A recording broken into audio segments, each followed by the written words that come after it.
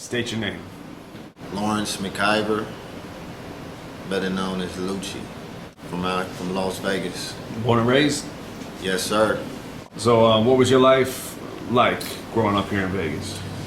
My life growing out here in Vegas was raised by my mom.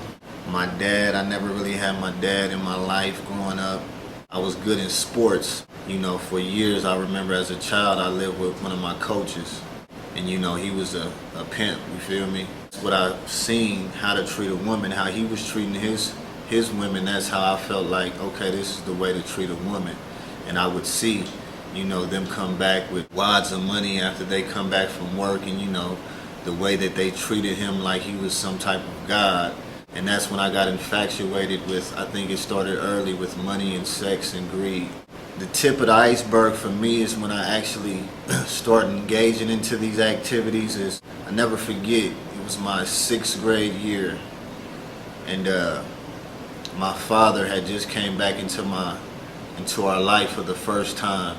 You know, he always lived in a fast lane, fast pimpish type lifestyle as well. My father was a pimp as well, so that was another role model that I had growing up. Even though he wasn't in my life, I knew what he was into, you smell me?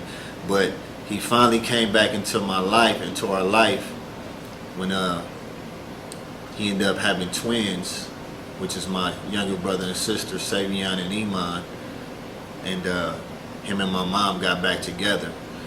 And it was a beautiful time, you feel me? It was the first time I had my father, you know what I mean? First time of us really bonding, being able to have that relationship.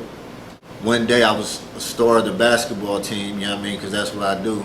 You know what I mean? I was balling one day, and I never forget, they came and got me. It was halftime, and my uncle came, he pulled me to the side, and he just was saying, man, you're going to have to be the man of the house now. You know, you're going to have to be the man of the house. You're going to have to take care of your family now. And I didn't know what he was saying, you know. I'm like, man, what's up, man? You know, give it to me raw. What's going on? You feel what I'm saying? And he ended up telling me, he was like, man, your dad just passed away. And he's in the hospital, and he didn't make it. So from there, you know, we rushed to the hospital. And by the time I got there, he was already dead, of course. He had OD'd on cocaine and pharmaceutical, you know, medical pills that he was taking. So, you know, that was like a crushing point in my life, you feel me? And I was 12 years old at that time. And I think from there, that's when I kind of lost focus of my dreams and aspirations in life. And I began to get involved in gang activity. You know, a lot of my family was already gang members, you feel me, from out here, and you know, and getting down like that. So, you know, it was a perfect time for the devil to creep in and to, you know,